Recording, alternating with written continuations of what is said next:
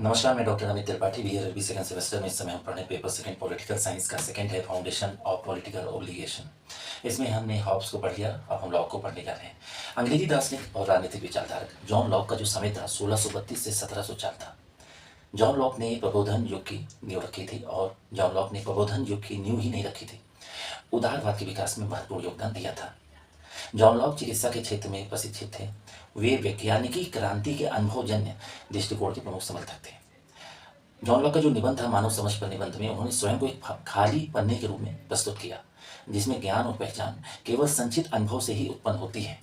शासितों की सहमति से शासन करने का जो उनका एक पॉलिटिकल थ्योरी था, जो जीवन और मुक्त और संपत्ति के 3 प्राकृतिक अधिकारों की रक्षा का साधन था, ने संयुक्त राज्य अमेरिका के संस्थापक दस्तावेजों को गहराई से प्रभावित किया। धार्मिक सहिष्णुता पर उनके निबंधों ने जो निबंध उन्होंने ऐसे लिखे थे धार्मिक सहिष्णुता पे, चर्च और राज्य के पृथक्करण के लिए एक प्राथमिक या कह सकते प्रारंभिक मॉडल प्रदान किया। अब जॉन लॉक की प्रारंभिक जीवन और शिक्षा के विषय में हम जानते हैं तो जॉन लॉक का जन्म हुआ था 1632 में समरसेट के रिंगटन में। इनके पिता एक वकील थे और छोटे जमींदार थे, जिन्होंने 1640 के दशक में अंग्रेजी के युद्धों के दौरान संसदीय पक्ष की ओर से लड़ाई लड़ी थी। युद्धकालीन संपर्कों का उपयोग करते हुए उन्होंने अपने बेटे जॉन लॉक का एडमिशन प्रतिष्ठित वेस्टमिंस्टर स्कूल में कराया था। जॉन लॉक की सबसे करीबी महिला मित्र कौन थी? एक दार्शनिक थी लेडी डैमरिस कडवर्थ मैशम। शादी से पहले दोनों ने बहुत सारी स्नेह कविताएं एक दूसरे को सुनाई थी और निर्वासन से लौटने पर लॉक लेडी डैमरिस और उनके पति के घर में रहने लगे।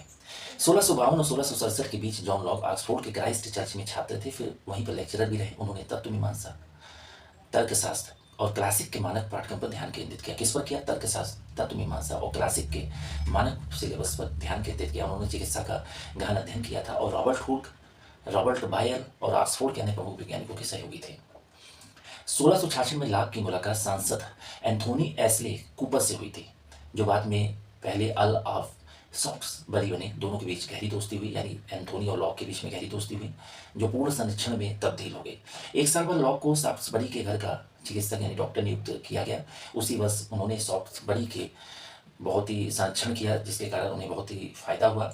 अगले 2 दशकों में लॉक का भाग्य सॉफ्ट्सबरी से जुड़ा रहा, जो पहले चार्ल्स रुसी के प्रमुख मंत्री थे और बाद में विरोधी विग पार्टी के संस्थापक बने। सॉफ्ट्सबरी ने कैथोलिक ड्यूक ऑफ यॉर्क को राजगद्दी से वंचित करने के लिए 1679 में कह सकते 1679 के बहिष्करण अभियान का नेतृत्व किया। यह अभियान विफल रहा, कोई सफल नहीं रहा, तो सॉफ्ट्सबरी ने सशस्त्र प्रतिरोध की योजना बनाई और शुरू कर दी। 1682 में उन्हें हॉलैंड भागने के लिए मजबूर होना पड़ा। लॉक 1 साल बाद अपने संरक्षक के पीछे निर्वासन में चले गए और गौरवशाली जो क्रांति के बाद ही लौटे।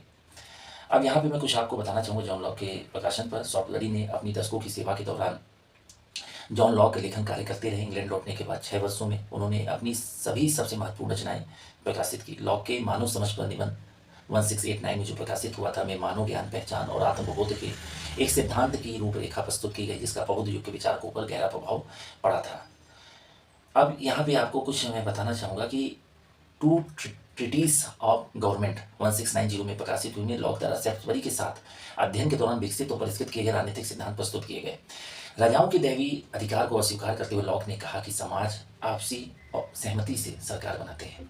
इस प्रकार जब कोई राजा शासितों के सहमति खो देता है तो समाज उसे हटा सकता है।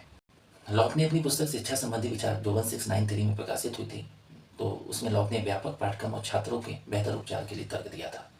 ये विचार जीन जैक्स रूसो के उपन्यास एमिल 1762 पर बहुत बड़ा प्रभाव था। 3 पत्रों कह सकते हैं सहिष्णुता संबंधी 1689-92 के दशक में लॉक ने जो सुझाव दिया कि सरकार को धार्मिक मुक्तता का सम्मान करना चाहिए और सिवाय उस स्थिति में जब भिन्न मत सार्वजनिक व्यवस्था के लिए एक खतरा हो। यहाँ पर मैं आपको कुछ बताना चाहूँगा कि लॉक ने अपने जीवन के अंतिम 14 वर्ष एक्सेस में सर फ्रांसिस मैसम और उनकी पत्नी दार्शनिक जो थी लेडी डैमरिस कडवर्थ मैशम के घर पर बिताए। 28 अक्टूबर 1704 में वहीं उनका निधन हो गया, जब लेडी डैमरिस ने उन्हें भजन संहिता पढ़कर सुना रही थी। अब यहाँ हम लॉक का जो पॉलिटिकल ऑब्लिगेशन है उस थ्योरी को हम जानने की कोशिश करेंगे। जॉन लॉक का जो राजनीतिक दायित्व का सिद्धांत था मुख्य रूप से सामाजिक समझौते और प्राकृतिक अधिकारों की रक्षा पर आधारित है। लॉक के अनुसार नागरिक शासन का आज्ञा पालन करने के लिए बाध्य है, यानी जो सिटीजन है उस सरकार का आज्ञा पालन करने के लिए बाध्य है, लेकिन यह दायित्व तो असीमित नहीं है बल्कि शर्तों पर आधारित है। लॉ के जो सिद्धांत थे उसके मुख्य बिंदु क्या थे? प्राकृतिक अधिकार। लॉ का मानना था मनुष्य को जन्म से ईश्वर के द्वारा 3 मौलिक अधिकार मिले हैं, एक जीवन, एक मुक्त होने का और एक संपत्ति का। लाइफ, लिबर्टी और प्रॉपर्टी। यानी लॉ के सिद्धांत में 3 प्रमुख बिंदु आपको क्या याद करना है? Life, liberty, property. सामाजिक समझौता। लोग प्राकृतिक अवस्था की अनिश्चितताओं को दूर करने के लिए आपस में समझौता करते हैं और एक सरकार, सभ्य समाज का निर्माण करते हैं। इस समझौते का मुख्य उद्देश्य क्या है? प्राकृतिक अधिकारों की रक्षा करना है। और तीसरा, सीमित सरकार। सरकार की शक्तियां असीमित नहीं है, उसका दायित्व केवल नागरिकों की रक्षा करना है। यदि सरकार नागरिकों की रक्षा करने में विफल रहती है तो जनता उसे बदलने या उखाड़ फेंकने में का अधिकार रखती है। और चौथा है सहमति पर अधिकार आधारित। लॉ के अनुसार सरकार की जो वैधता है नागरिकों की सहमति पर टिकी है, न कि किसी दैवीय अधिकार पर। यहाँ पर हमने जो उसके पॉलिटिकल ऑब्लिगेशन की थ्योरी थी उसमें उसके सिद्धांत के मुख्य बिंदु जाने। प्राकृतिक अधिकार, जिन प्राकृतिक अधिकारों में 3 चीज़ के अधिकार उसे जन्म से मिले हैं, लाइफ, लिबर्टी और प्रॉपर्टी। दूसरा, हमने सामाजिक समझौता को जाना, जिसके द्वारा एक शासन का निर्माण किया जाता है, जिससे सभ्य समाज का निर्माण हो सकता है। तीसरा, एक सीमित सरकार का, अगर सरकार आपके अधिकारों की रक्षा नहीं करती तो आप उसे कभी भी उखाड़ सकते हैं, बदल सकते हैं। और चौथा, एक सहमति का अधिकार। सरकार की वैधता एक सहमति से टिकी होती, न कि किसी दैवीय अधिकार पर। इस तरह हमने लॉ की थ्योरी को जाना, लॉ के जीवन को जाना कि लॉ ने कहाँ पढ़ाई किया, क्या उसकी प्रकाशन थे, कैसे उसकी मृत्यु हुई, कहाँ उसका जन्म हुआ, उसके पिताजी क्या करते थे, इन सब चीज़ों को जाना। बीएलएलबी सेकंड सेमेस्टर में कभी भी पूछा जा सकता है लॉ का राजनीतिक दायित्व का सिद्धांत क्या है, तो थोड़ा सा लॉ के जीवन के बारे में बताते हुए आप उसके पॉलिटिकल ऑब्लिगेशन थ्योरी को बता सकते हैं। उसके पॉलिटिकल ऑब्लिगेशन थ्योरी बताने में आप 4 चीज़ को जानिएगा, एक प्राकृतिक अधिकार को, दूसरा सामाजिक समझौता को, तीसरा सीमित सरकार को और चौथा सहमति पर आधारित। मुझे उम्मीद है कि लॉ को आप बेहतर से समझ चुके होंगे, क्योंकि परीक्षाओं का समय बहुत कम है तो हम बहुत ही विस्तृत तरीके से लॉ को नहीं पढ़ा सकते हैं। इतना हमने जाना लॉ के विषय में कि लॉ क्या था, एक अंग्रेजी दार्शनिक था। और जो सबसे बड़ी बात थी उसके अंदर एक नॉलेज था, चिकित्सा का नॉलेज था, वैज्ञानिकी नॉलेज था, बहुत सारे उसके अंदर नॉलेज थे जो उसको अन्य दार्शनिकों से अलग बनाते थे। तो मुझे उम्मीद है कि आप अच्छे से वीडियो सुन रहे होंगे। अब लॉ हमने पढ़ा दिया है, हॉब्स पढ़ा दिया है, तो उसके बाद हम रूसो को पढ़ेंगे कि रूसो का पॉलिटिकल ऑब्लिगेशन की थ्योरी क्या थी।